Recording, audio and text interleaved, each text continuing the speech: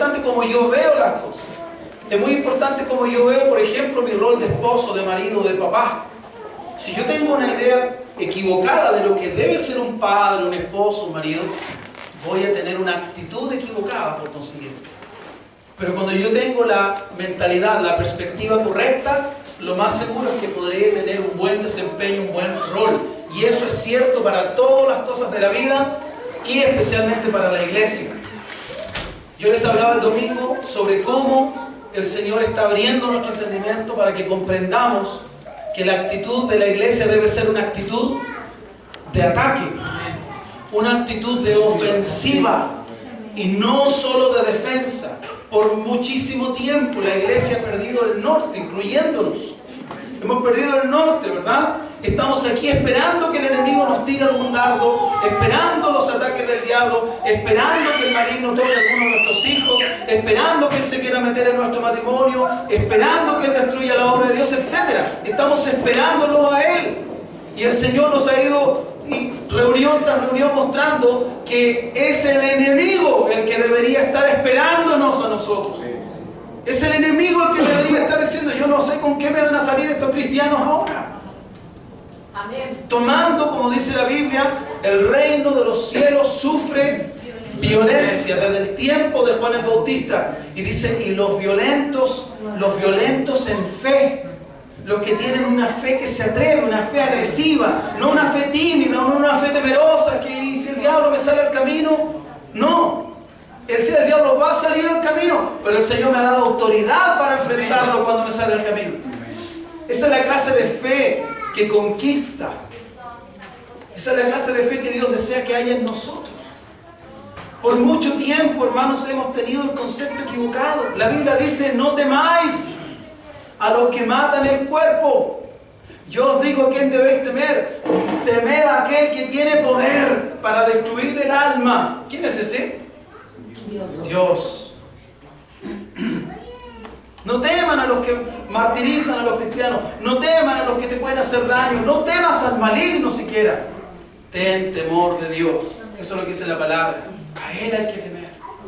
Pero por mucho tiempo nosotros le hemos tenido más miedo al diablo que a Dios. Y Jesucristo, nuestro Señor Todopoderoso, porque Él se le ha dado toda potestad, nos mira y debe decir: pobre mi iglesia, que no sabe lo que tiene, no sabe lo que yo he conquistado, lo que he ganado para ella. Yo les compartí 2 promesas el otro día, ¿se acuerdan? Son promesas de la palabra, hermano. Yo no las saqué de un libro. Estas no son cosas que yo busco un libro a ver, Señor, que puedo predicar. Son cosas que Dios ha estado tratando conmigo. Y para mí eso tiene un mayor valor. Y una de las promesas es lo que el Señor dice en Lucas, cuando dice: he aquí os doy potestad. Es una promesa. Se la está entregando a su iglesia.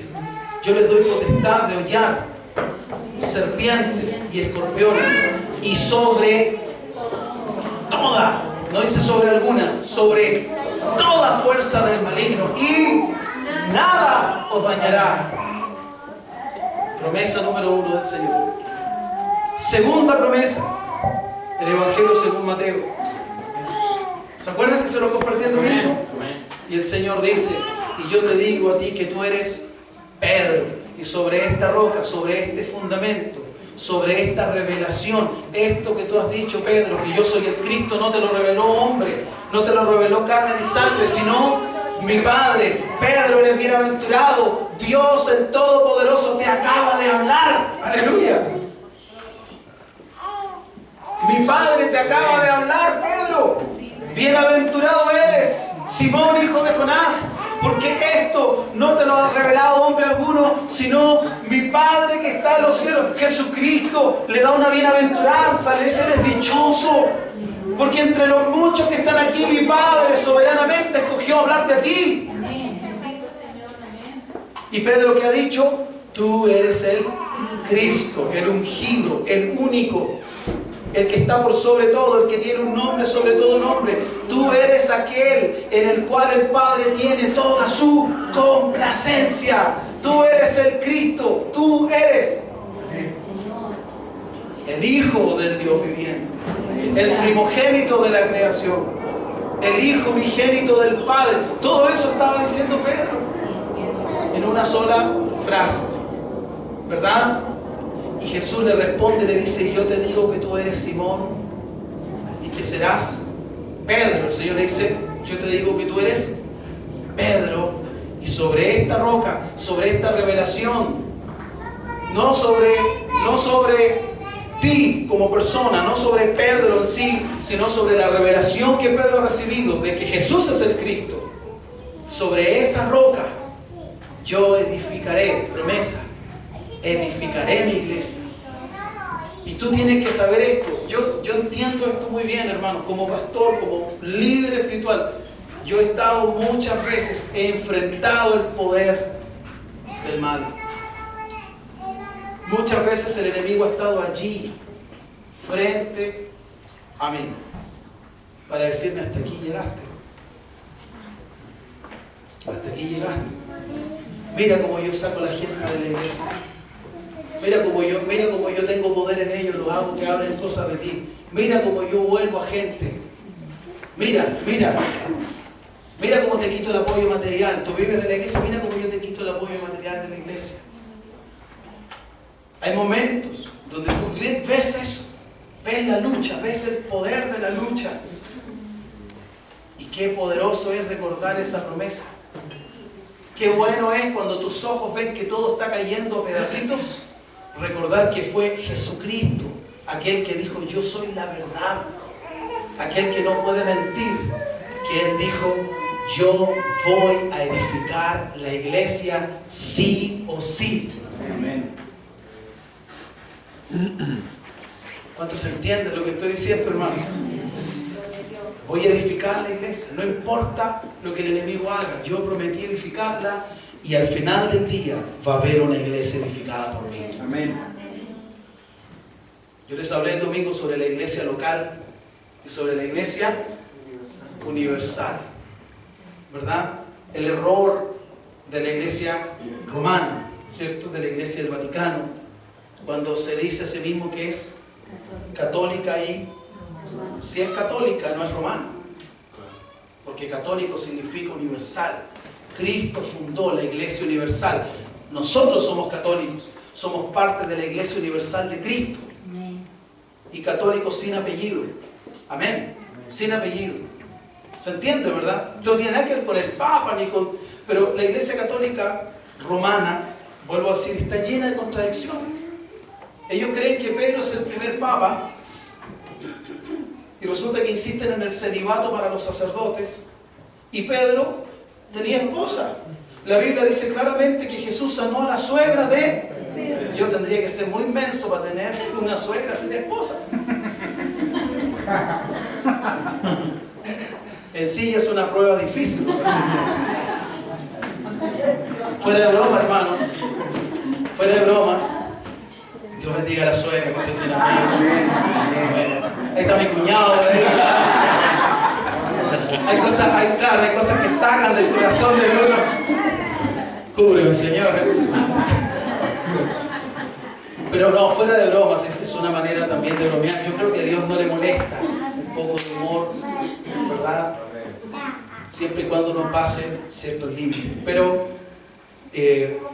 claramente, Pedro era un hombre casado y ese no fue impedimento. Hay una contradicción, ¿no? Que la Iglesia Católica Romana establezca en Pedro al primer Papa, pero luego niegue la capacidad de los sacerdotes de tener esposa. Hay una contradicción. Y hay una contradicción en que la Iglesia Católica se llame católica, que significa universal, y luego diga que es romana. Porque si es católica, quiere decir que está en todo lugar. Y si dice que es romana, quiere decir entonces que está en Roma. Si está en Roma, no está en todo lugar, está en Roma nomás. ¿Me dejo entender?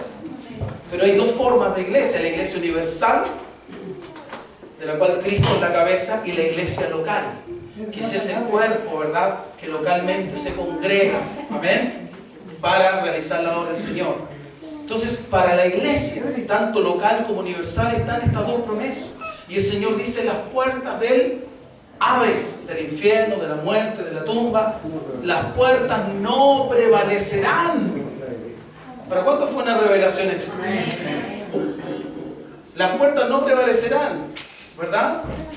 ¿Cuántos conocen puertas que se acerquen a uno? Ahí está la clave de esto. Yo te digo que tú eres Pedro y que sobre esta roca fundaré mi iglesia, la edificaré y las puertas del Hades no prevalecerán contra ella.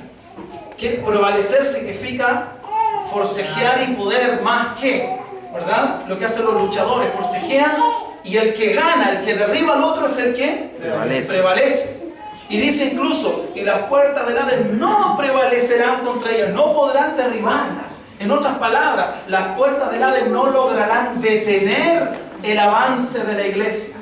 Por mucho que por tiempos la iglesia tope y se choque por las puertas del Hades, llegará el momento que por el poder de Jesucristo esas puertas tendrán que ceder. ¡Aleluya! Aleluya, sí, Señor. Y no dice la palabra de Dios que Cristo vino a buscar y a salvar lo que estaba perdido. Entonces eso claramente nos muestra que lo que Jesús quiere es que nosotros vayamos a las puertas del Hades para tomar lo que el Hades, lo que el infierno, lo que la muerte, lo que la tumba ha arrebatado de Dios. Yo recuerdo el pasaje cuando van en un proceso fúnebre y de repente el Señor ve que hay una mujer que ha perdido a su hijo. ¿Y qué hace Jesús? Detiene y se acerca. ¿Y qué hace con ese ser que estaba muerto, dormido? Lo levanta a la vida.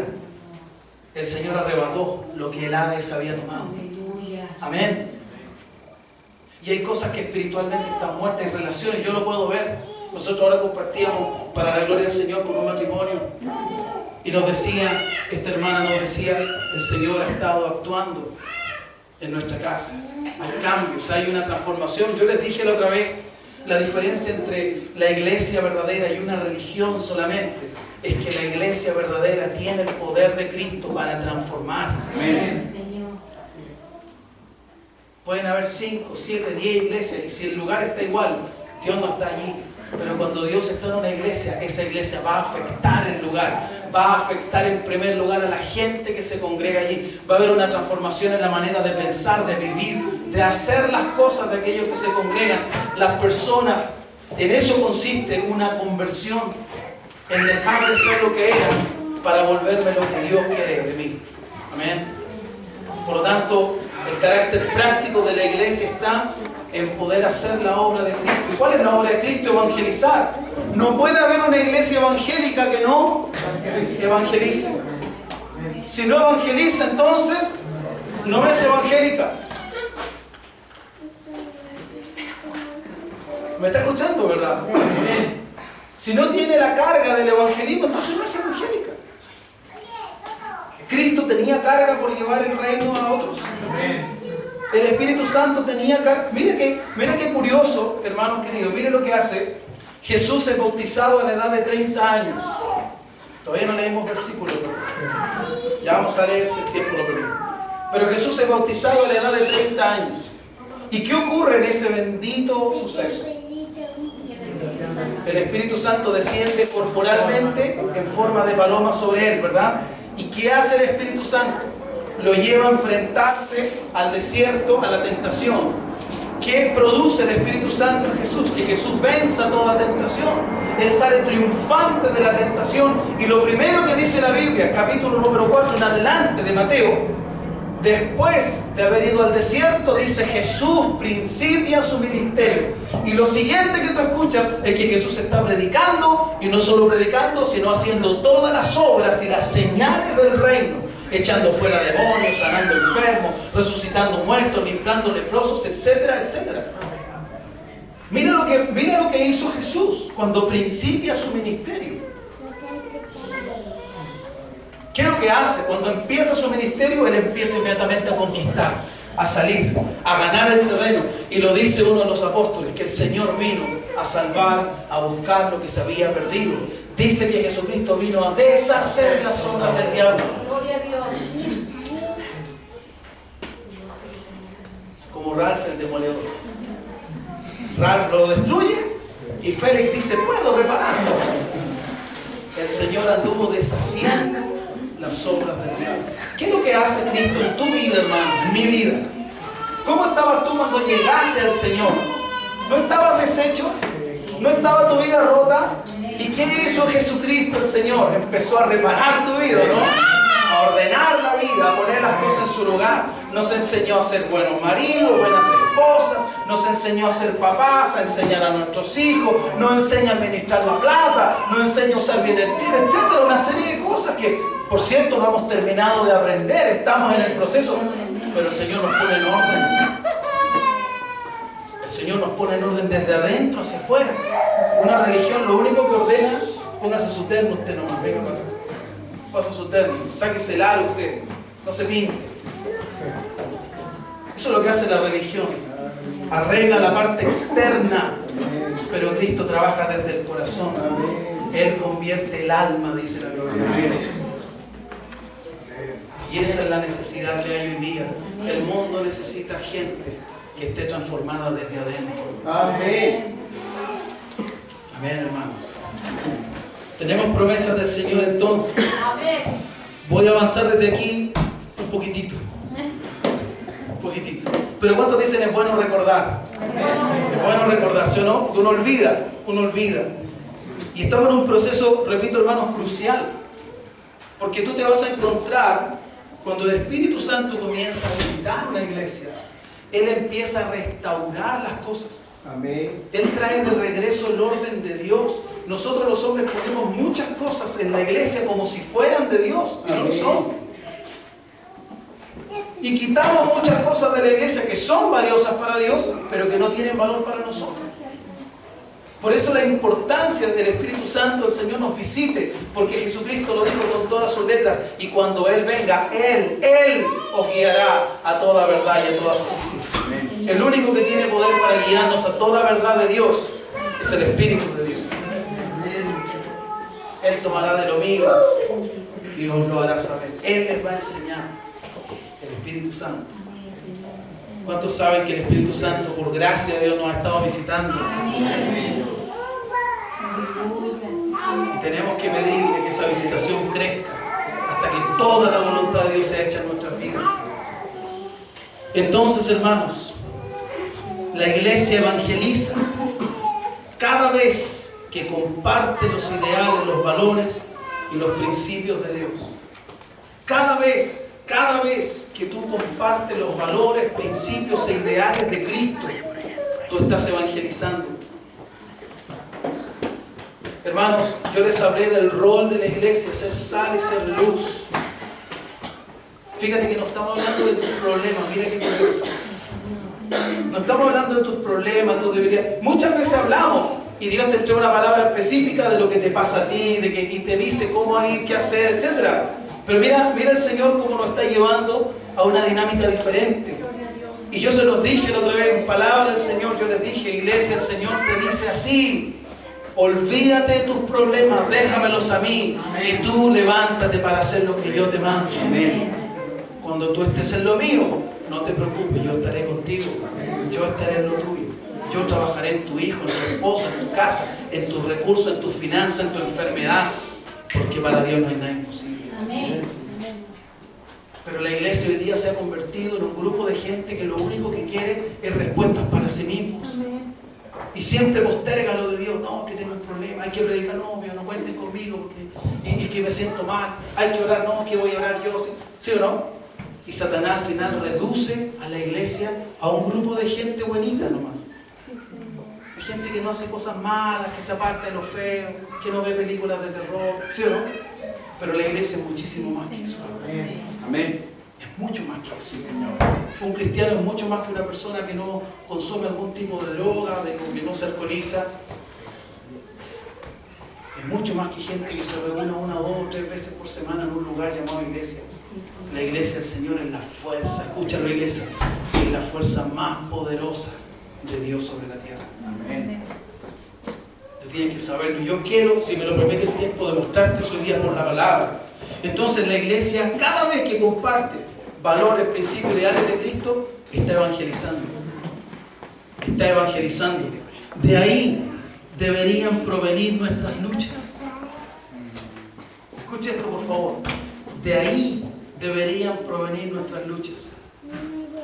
Yo quiero que ustedes me mencionen un ejemplo bíblico de algún apóstol que estaba afligido porque no tenía plata. Ya, ok, tal vez no, porque eso puede ser muy carnal, muy terrenal. Háblenme de un apóstol que estaba afligido por su familia y que estaba perdida. Y bueno, ellos eran gente sola. Pero ¿de qué hablaban los apóstoles? ¿De lo suyo? ¿De qué hablaban? ¿Cuál era lo prioritario para ellos? ¿Saben, hermanos? Lo suyo, lo de ellos, digamos que esa era su mochila. Todos tenemos una mochila, ¿cierto? Esa mochila representa nuestras cargas, nuestras luchas, nuestras preocupaciones. Ellos habían puesto toda su mochila a los pies del Señor. Gloria a Dios. Eso es tener fe. Y le habían dicho, Señor, ¿qué es lo que tú quieres para mí? Y el Señor había podido poner en sus manos este mandato: vayan y prediquen mi palabra. Amén. Y ahí estaba. Y ellos estaban en eso. Y tú los vas a encontrar una y otra vez en la Biblia teniendo problemas. ¿Por qué? Por la mochila del Señor. Por la mochila del Señor, no por su mochila, no por su problema. ¿Cuántos dicen, oh, estoy entendiéndolo? Los problemas que tenían, a ellos los perseguían no porque tenían una esposa enferma, porque debían plata, a ellos los perseguían por ser luz, por predicar la palabra de Dios, por establecer o instituir los principios de Cristo. Por eso los perseguían, por eso los golpeaban, por eso los metían presos, por eso los asesinaban. Hermanos, qué lejos estamos de eso, ¿sí o no? Amén. Qué lejos estamos de eso. Sí, Señor. Pero a la vez, gracias, Señor, porque el Señor nos está acercando al propósito. Nos está llamando al propósito. Gloria a Dios. Y lo está haciendo con amor, con misericordia, como Él lo hace, como Él sabe hacerlo. Amén. Entonces las luchas que tenían la iglesia, los apóstoles, no provenían de escándalos, no provenían de rivalidades, no provenían de, qué sé yo, de excentricidades o de problemas de inmoralidad. Las luchas de ellos provenían solamente de ir contra la corriente del mundo, de vivir al revés. Amén. ¿Sabes a qué te está llamando Jesús, hermano? Sí, Señor. Vivir al revés. Justo me refiero. Al revés. Amén. Todo el mundo va para allá y de repente te mira y tú dices, ¿y tú para dónde vas? Claramente no voy para allá. Oye, pues si todos van. Pero el Señor a mí me está mandando ir allá. Y fíjate que en el sentido estricto de la palabra, yo lo di en un ejemplo acá, ¿qué es el arrepentimiento? Es darse media vuelta. Cristo nos está llamando a su iglesia, siempre la ha llamado desde el principio.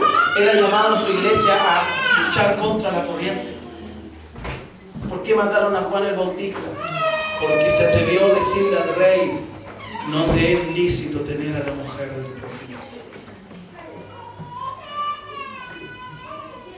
Las luchas de la iglesia van a venir por eso, hermano. Esa es la verdadera naturaleza de la lucha espiritual. Si yo creo en Cristo y si yo creo en sus promesas, mi vida, mi salud está asegurada. Mis finanzas, diga conmigo, mis finanzas están aseguradas. Dígalo por favor, mis finanzas están aseguradas. No tengan miedo. Amén. No tengan miedo, hermano. Mi salud, puede decir mi salud, está asegurada. Yo no me voy a morir ni antes ni después que el día y la hora que el Señor determinó. Amén. Amén. Es que usted no sabe lo que voy a diagnosticar. Yo no sé, pero sé que Dios tiene un plan contigo. Y tú no vas a morir ni un minuto antes, ni uno después, que Dios haya cumplido ese plan en tu vida. Amén. Aleluya. Todas nuestras problemáticas se resumen a una sola cosa: Dios. Todo está en su mano, todo está en Él. Entonces, ¿qué es lo que Dios quiere? ¿A qué nos está llamando el Señor? Déjame tu mochila. Amén. Tú haz lo que yo te estoy mandando a hacer, hazlo. Y mientras tú haces lo mío, vas a ver cómo yo actúo en lo tuyo. Tú anda por esos jóvenes que necesitan de mí. Yo te he puesto mi palabra, te he dado enseñanza. Anda, búscalo. Y mientras yo busco a tus jóvenes, tú vas a ver cómo yo actúo en tus jóvenes. Te he puesto una carga por los matrimonios. Ve, compárteles mi palabra, háblales mis principios de los matrimonios. Mientras tú haces eso, vas a ver cómo yo actúo en el tuyo. Te he puesto una carga para que visites hospitales y llores por los enfermos. Anda a orar por los enfermos y tú vas a ver cómo yo actúo en la gente de tu casa que necesita de mi sanidad. Te he puesto que tú apoyes la obra mía. Hazlo y vas a ver cómo yo suplo tus necesidades. Hermano, todo se resume a eso. Nosotros lo hacemos complicado, lo hacemos difícil. Por eso el Señor me mandó a predicar. El Evangelio debe ser algo práctico. Nuestra mentalidad debe ser práctica. Señor, para allá, sí, para allá. Es que Señor, es que cómo, es que no sé, es que tú estás seguro. No. Si el Señor habló, ¿qué es lo que dice un siervo, una sierva de Dios? Amén. Eso es lo que tiene que decir uno, nada más. Sin conjeturas, sin problemas, sin preocupaciones. Y creyendo por fe en el Señor que todo lo que hay en ese camino no está fuera de su alcance, no está fuera de su propósito. Entonces, cuando uno se pone contra la corriente del mundo, tú te levantas contra la maldad, cuando tú protestas contra la inmoralidad, contra la corrupción, pero no solo con la boca, yo ya lo dije, no solo con nuestras palabras, sino con nuestra manera de vivir. El otro día una hermana me escribía en el Facebook, gracias Señor por el Facebook, cuando es usado para los bienes del reino, ¿sí o no? Para el beneficio. Pastor, una persona en mi trabajo, no voy a decir el nombre, una persona en mi trabajo tomó algo que no es suyo y empezó a darle a la gente. ¿Qué debo hacer? Ella tenía claro lo que tenía que hacer y necesitaba solamente un consejo. Yo dije, hermana, tú con mucho amor cristiano, hazle ver que tú no participas, que tus principios no te permiten participar en eso, que tú no tienes ningún interés de recibir, porque eso no está de acuerdo contigo. La reunión pasada como pastor hablé con esta persona, lo recibió muy bien y ya no la va a buscar más. Cuando quiera hacer sus truculencias, sus cochinaditas, ya no la va a buscar a la hermana. Ya sabe que ahí hay un punto de discordia. Amén. Eso es ser salvo. La corrupción no va a avanzar acá. La corrupción va a tener un punto de freno aquí. ¿Me están entendiendo? Puede fluir para allá, para aquí, van a haber 20 personas, pero aquí hay una persona que dice, no conmigo, eso no va conmigo, yo soy cristiano.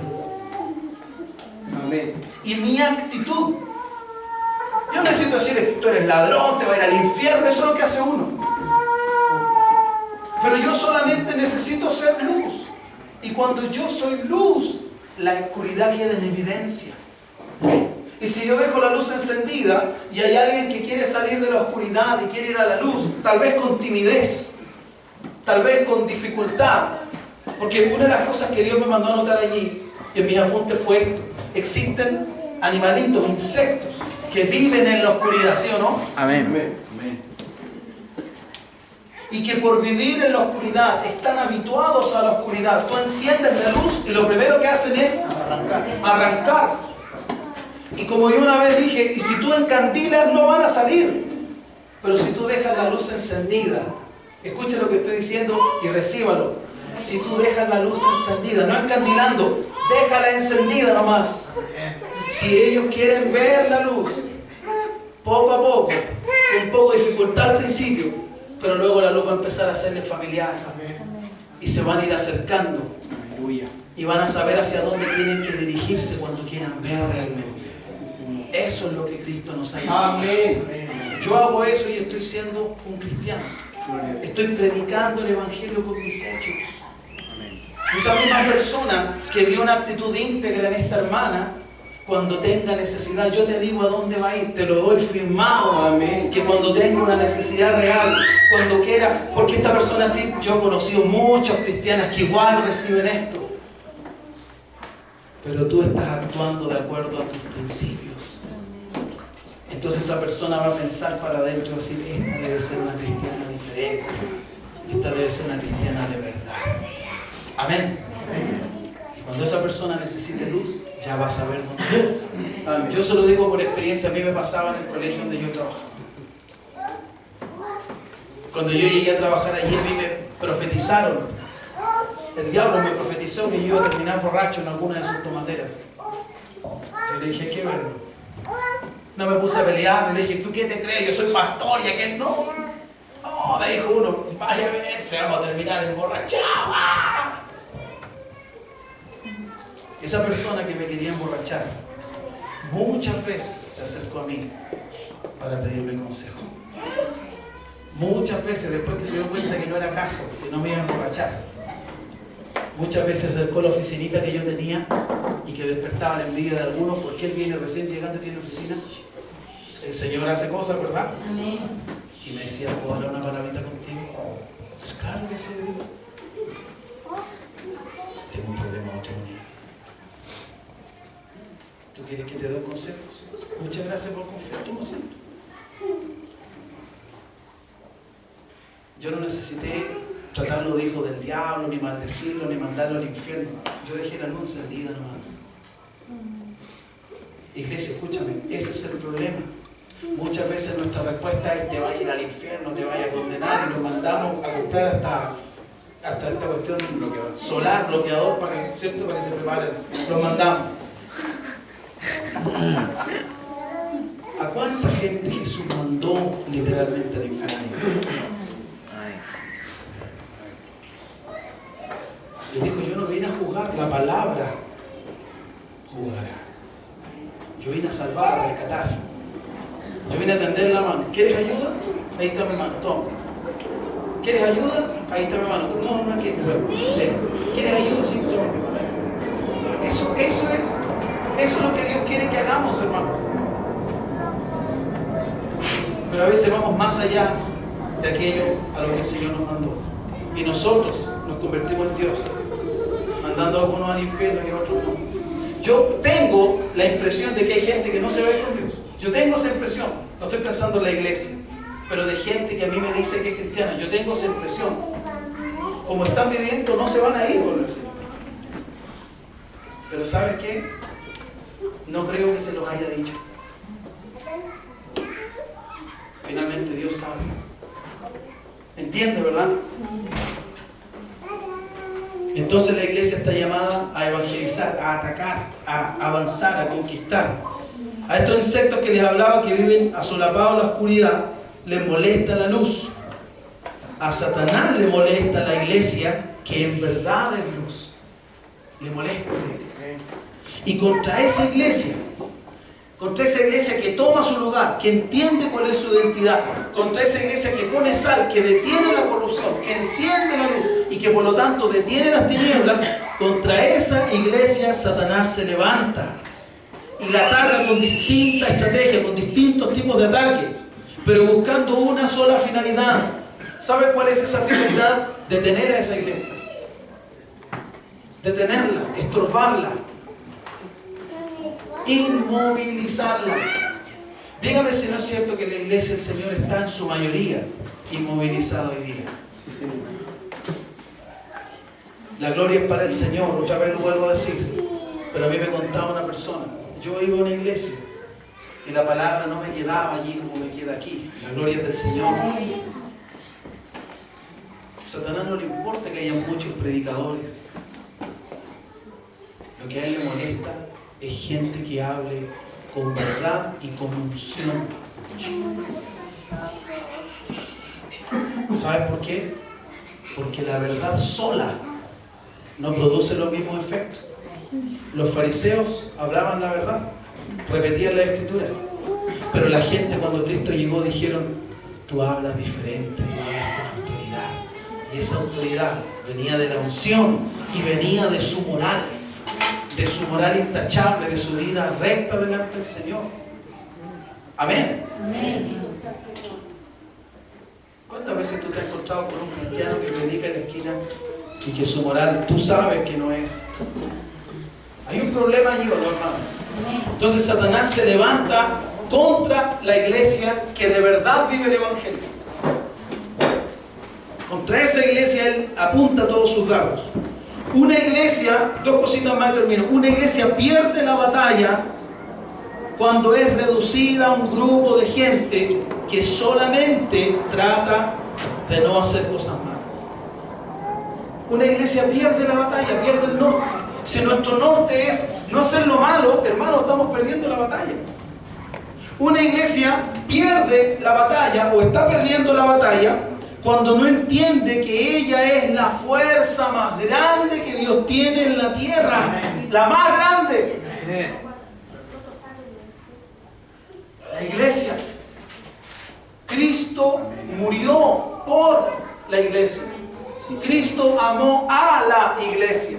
Cristo envió el Espíritu Santo para la iglesia. Cristo levantó ministerios para la edificación y el perfeccionamiento de los santos de la iglesia. La iglesia es lo prioritario en la mente de Dios hoy día. Amén. La iglesia, escucha hermano, si la iglesia fracasa, Dios fracasa. Pero la iglesia no va a fracasar. Porque Jesús prometió, edificaré mi iglesia. Quizás yo no esté, quizás tú no estés, pero Él va a tener una iglesia al final del día, hermano. Amén. Mi trabajo es, si he sido llamado por Él, es a permanecer en Él. El que permanece en Él debe andar como Él anduvo. Amén. Amén. Entonces, dos cositas nomás, hermano, les dije que les quería compartir. En la antigüedad, busque Amós capítulo 3, versículo 7. En el Antiguo Testamento, aquí hay una verdad importante. A ver, vamos a hacerlo así para que sea más rápido. Alguien busque Amós 3, 7 y alguien busque segunda de Pedro capítulo 1, versículo 3.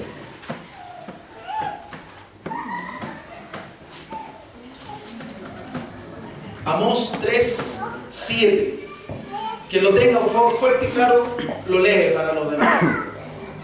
Porque no hará nada Jehová el Señor sin que revele su secreto a sus siervos los profetas. Gracias, hermano. No hará nada el Señor, Dios, no hará nada, lo dice el Antiguo Testamento, sin que el Señor lo revele, se lo haga saber ¿a quiénes? A sus siervos, los profetas. Ese es el trato de Dios en el Antiguo Testamento. ¿Sobre quiénes reposaba el Espíritu de Dios? Los profetas. Mire qué importante es entender esto. ¿A quiénes les hablaba directamente el Señor? A los profetas. A los profetas, ¿cierto? El Espíritu Santo estaba en ellos. Y el pueblo consultaba por los profetas, decía qué dice Dios sobre este tema. Y el profeta decía, así dice el Señor, así ha dicho Jehová.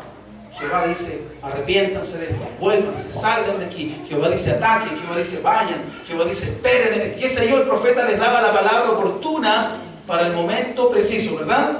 Y dice Amós que el Señor no hace nada, aun cuando Él es Dios todopoderoso y puede hacer todo lo que quiera, pero Dios ha establecido que Él no iba a hacer nada sin comunicárselo a sus siervos los profetas. Bendito sea el Señor. Eso nos habla, entre otras cosas, del compañerismo que Dios quiere tener con nosotros. Nosotros somos copartícipes de la obra de Dios.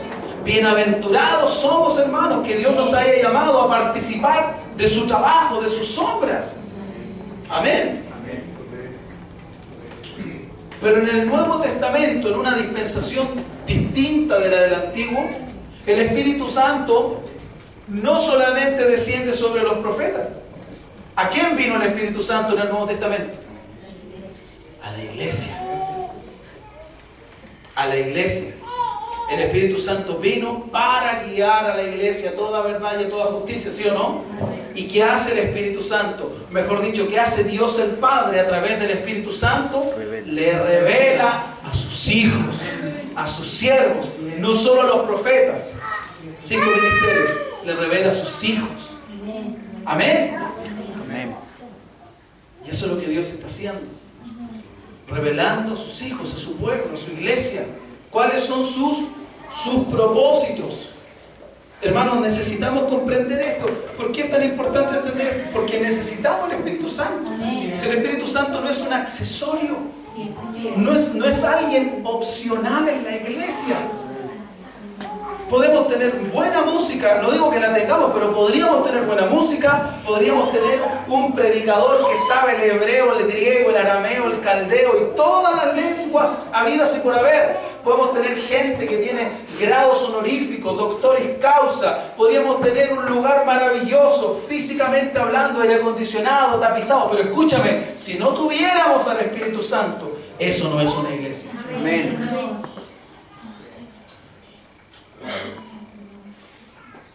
Necesitamos tener al Espíritu Santo.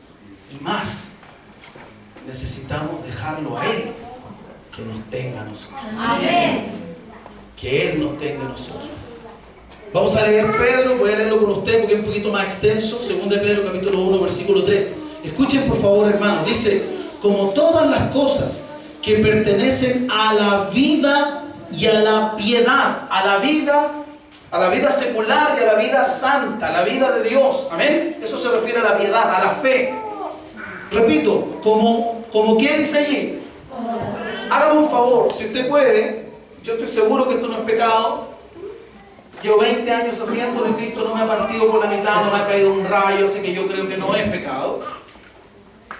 Subraye todas las cosas. Si tiene su Biblia y puede hacerlo, yo no lo obligo, pero si quiere, hágalo, yo creo que le va a ser útil. Dice, como todas las cosas, ¿te das cuenta que Dios tiene todo bajo su control? Absoluto, es absoluto, no es unas pocas cosas, dice, todas las cosas que pertenecen a la vida y a la piedad, o sea, a la vida natural y a la vida de la fe, ¿qué dice? Nos han sido dadas por su divino poder. Vamos a tener un poquito ahí. ¿Qué pasa con todas las cosas que tú y yo necesitamos para la vida natural y la vida espiritual? ¿Qué pasa con eso? ¡Aleluya! ¡Aleluya! ¿Está entendiendo? ¿Le está cayendo, no, esto? ¿Le cae la teja, como se dice en chileno? Todas las cosas que tú y yo necesitamos para la vida natural y para la vida de la fe, ¿qué dice la Biblia? ¿Qué tengo que hacer yo? ¿Qué tengo que hacer yo para que todo eso que, dígame, todo me ha sido dado, pero todo eso ya lo he recibido? No. Yo voy recibiendo día a día lo que el Padre, lo que Cristo, lo que el Espíritu Santo, lo que en resumen nuestro Dios sabe que yo necesito. Amén. Por eso que Jesús dice, no te afanes por el día de mañana, porque todos los días traen su propio afán, pero no te preocupes, porque mi Padre ha hecho provisión para que tú recibas todo lo que necesitas en la vida natural y en la vida de la fe. Aleluya. ¿Cuál es mi trabajo? Mantenerme tomado de la mano del Espíritu. Porque escúcheme esto, hermano. Dice Efesios capítulo 2, versículo 10, que el Señor preparó buenas obras de antemano para que nosotros anduviésemos en ellas. Dice, porque somos hechura suya. Eso dice el versículo. Creados en Cristo Jesús para buenas obras, las cuales Dios preparó de antemano para que nosotros anduviésemos en ellas. Eso dice Efesios 2:10. Ahora, ¿qué significa que Dios de antemano preparó buenas obras para que yo ande en ellas? ¿Por qué necesito tomarme del Espíritu Santo? Porque si yo no estoy tomado, si no dejo que Él, que es el único que puede guiar a la verdad y a la justicia, si yo no lo dejo guiarme, yo voy a tomar mis propias decisiones y yo me voy a ir por aquí. Y te voy a decir algo, la provisión, todas las cosas que Dios preparó para la vida natural y para la vida de la fe, no las voy a recibir en este camino. ¿Me están escuchando, hermanos? No las voy a recibir en este camino, las voy a recibir en el camino del Espíritu Santo, en el camino del Señor. En ese camino, hermano, yo te digo una cosa, todo lo que tú necesitas, todo lo vas a recibir. Así es. Aleluya. No me acuerdo con quién, pero con alguien hablaba, no sé si era un pastor, no sé, todo lo que Cristo necesitó, todo lo que Él necesitó un asno, ahí estuvo el asno. ¿Tenía plata Jesús? Cuando tuvo que pagar el impuesto del templo, le dice a Pedro, Pedro, mira, anda a pescar. ¿Sí o no? Vas a sacar un pez. ¿Qué es lo que tiene que hacer? Abre la boca del pez, adentro del pez, esa es una alcancía con forma de pez. Aleluya. Aleluya. Y mira qué maravilloso, porque no le dijo, anda a la mesa de los tribunos y anda con los recaudadores de impuestos. No, le dijo, Pedro, ¿qué sabes hacer tú? Pescar. Anda a pescar. Aleluya. ¿Qué sabes hacer tú? Escucha, esta es palabra del Señor. Yo siento la inspiración del Espíritu Santo. Dios te está diciendo, no busques fuera de lo que tú eres. ¿Qué sabes hacer tú? ¡Hazlo! ¡Haz lo que Dios te ha dado! ¡Hazlo! ¡Aleluya! Santo es el Señor. Para eso, hermano, por favor. Páralo, por favor. Póngase.